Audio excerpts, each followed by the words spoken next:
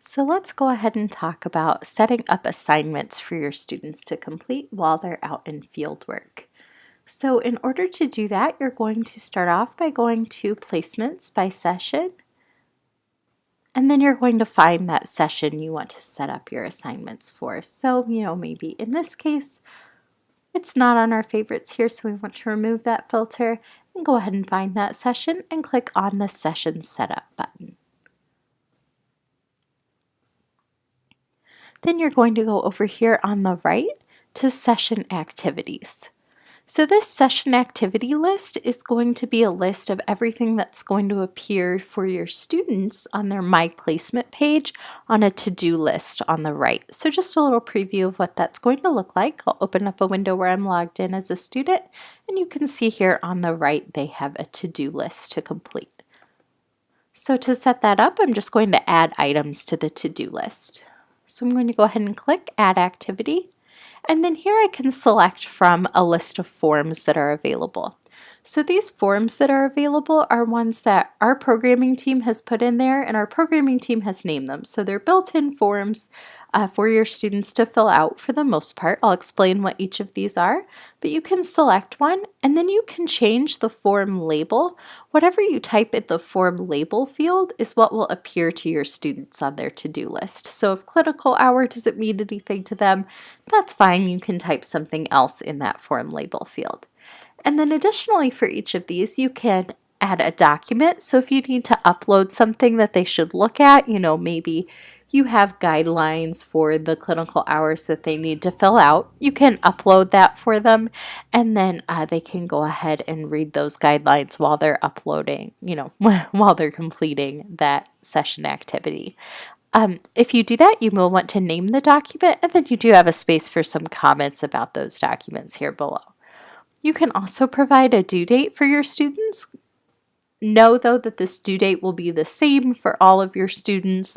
So, if you have students going out at different times, on different sequences or something like that, you can unfortunately only have one due date. So you might just use this instruction box here to let them know more about that due date. And by default, it will put the due date as the last day of your session. All right, so let me go ahead and go through these forms and explain to you what each of them is, and then you can decide if they're ones that you want to add for any of your sessions. So this first one, clinical hour, this is a way that your students can let you know how much time they spent with each of their educators. So if that's something you need, just add that one here, and they can tell you how many hours they spent throughout the whole experience with each educator. This next one here, educator evaluation, this is the final page of the SEFWE. So if you want your students to complete that final page where they fill out questions about their educator and evaluate, what good of a job they did as an educator, one would hope, you'll want to add this one. It will prompt your students to fill out, 2 if they have 2 educators. This next one here, eval summary, this you'll want to add if you have any type of evaluation for this session. So if you have like a level 1 SEFWE, you'll want to add this one, and that way your students can go in and complete your custom SEFWE. Also, if you have evaluations that the educator is filling out about the student that you want the student to be able to see the results of, you'll want to have this added as well so that the student can see those there. I'm just going to pull up the student site again and we'll take a look at what that eval summary looks like for my students. It's down here at the bottom, the evaluation summary. Once we click on that, we'll see it's going to show 2 categories here, evaluations done on you. So these are the ones that the educator has completed about the student. So the student, once these have been shared with them, can click here to view those evaluations. And then they can have evaluations that they need to do, like, your custom level 1 SEFWE. They can click here to complete those evaluations. Here the student is ahead of the game and has already completed them, but otherwise the student would be able to click and fill out those questions. All right, let's go back to our activities here and we'll go down to the next one on the list. the evaluation performance sheet, the final term, and midterm student evaluation. So all of these are kind of tied together. These are if you want the student to self-evaluate using the FWPE. So if it's important for you to have the students, do some self-reflection and see how they think they're doing in their fieldwork experience, you could add these midterm and final ones to have the students self-evaluate at midterm as well as at final. Then also, if you add this evaluation performance sheet, they're going to be able to compare their scores on every single question from their midterm self-evaluation to their final term one to see, how they improved throughout their experience on their self-evaluation. This next one, My Leave, this is probably my number one most renamed session activity. Most people change this form label to absences or sick days. This is a way for your students to indicate if they had to take a day out of fieldwork. So let's take a look at that from the student side. If we go in here to absences, your student can say, you know what, I was sick on this day. They can add a new leaf here and fill out that information, what the date was, how many days they had to be out, so you know that. If they're sick, or if it was just a few hours, they can say that, if they have to make it up and so on. They can even upload a document here for you if you want them to provide a doctor's note.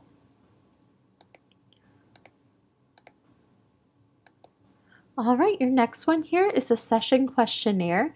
This is just a way for you to ask short answer questions to your students. I'll do another video where I explain how to set these up. But if you have like a weekly check-in with your students, or you want them to type their SOAP notes directly in the system, you feel like that might be easier than uploading lots of Word documents, you can add this session questionnaire. I'll go ahead and go into the student side and show you what it looks like. It's going to come up on the student's to-do list as their questionnaire here. Again, adding it as an activity just adds it to the to-do list, but then you can set it up here with different categories. So, you could have just one category like this one does, or maybe you have separate ones for week 1, week 2, week 3, and so on. And then you'll come here and add those questions. The students can click and go ahead and answer every single question that you've put here for them for each questionnaire tab that you set up there. So that's the questionnaire. Your next one, session required document. This is if you have any documents that you want your students to upload while they're out in this fieldwork experience. So if they need to upload, a paper that they write, or maybe they give an in-service PowerPoint or something, or if you want them to upload documents in Word files or PDFs, you'll want to add session required document. Again, all this does is add that to the to-do list. It's not going to list every single document out for them. Again, I'll do another video where I show you how to set that up. But if you go over here and look at the student side when they have that, the school has called it assignments. If we go there, you'll see that you can have different categories. Again, you could have, journals, SOAP notes, weekly reports, whatever categories you might have.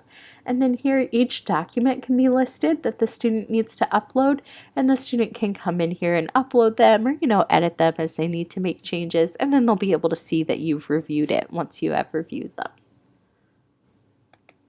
All right, so that's the session required documents. This next one here, signed signature form. This is for schools that want a wet signature for like the SEFWE.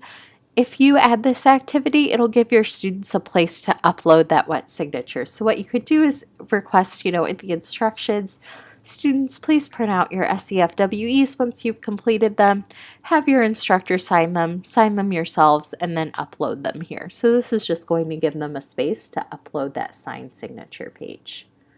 It is dependent, though, on the student completing the SEFWE. The student will not be able to upload it if they haven't completed the SEFWE. So if you're not using the full SEFWE for a level 1 session, don't add this activity. If you still need a wet signature for that, you could create it as a required document. All right, well, speaking of that SEFWE, if you want your students to complete that electronically, you can add this activity, Cite SEFWE, and then your students can come in here and complete the SEFWE electronically. It also makes it really easy for you to share it with other students in the future. So I won't go through the whole thing. It is a long evaluation. but your student can come in and evaluate their site here.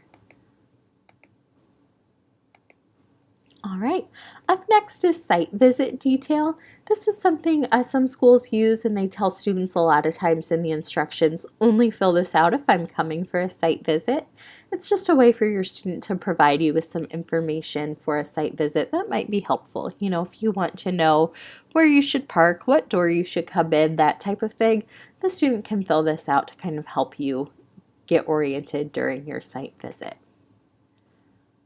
Student site-specific document. If you remember from talking about clinical sites, there is a section on the clinical site information page in the documents section where you can go in and create a template for a document that students who are placed there will need to upload. For example, if they have a handbook and students have to sign the final page, you could put that signature page in that section on the site documents. Well, if you want students to upload that document who are placed here, you'll want to add this, and any students who are placed at a site like that for this rotation will have a space to upload those documents for those particular sites. This next one here is supervisor information. This is my most popular session activity. I would say almost every school adds it for almost every single rotation. It's really, really helpful for you, and I would definitely encourage you to add it. So this is where your student can come in and give you all the information about their educator. So they'll come in here and click to add an educator, and then they can provide you with the information about them. They will be able to choose from any existing staff people at that site. They can select there. If that's the person that is their educator, then it will kind of auto-populate some of these fields for them. However, they will still need to fill out, some of them, they don't all auto-populate. Pretty much the name and email address is what is most important that auto-populates here. They will need to indicate their percentage of supervision. They can only do this up to 100%. It will not allow them to do more, but that is really nice for you. You can see if they had two educators, if it was 50-50 or 70-30 or what have you. They can fill out all of this information. Keep in mind for any of these, if they're not sure and they want to go ahead and fill it out, without some of this information, if you scroll to the very bottom of a lot of these, not applicable is an option. So just something to keep in mind to tell your students. But they can fill out all of this information and just submit when they're done. That way you have all of their educators' details there for you. All right, let's go ahead and go back to my list. The next one is a timesheet.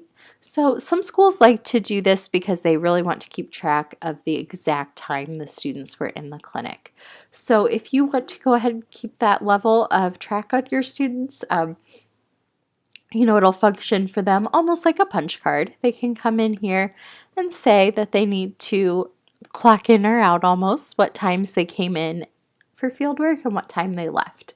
So they'll come in here, every single week of the fieldwork experience will be listed, and they can click for that week to add a time entry.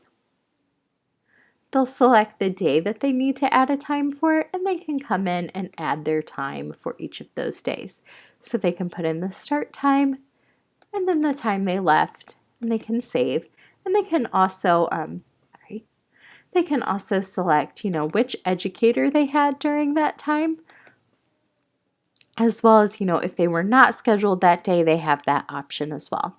So they'll just need to come in there and add all of their time for that week, and then when they're done with that week, they can submit that week's timesheet.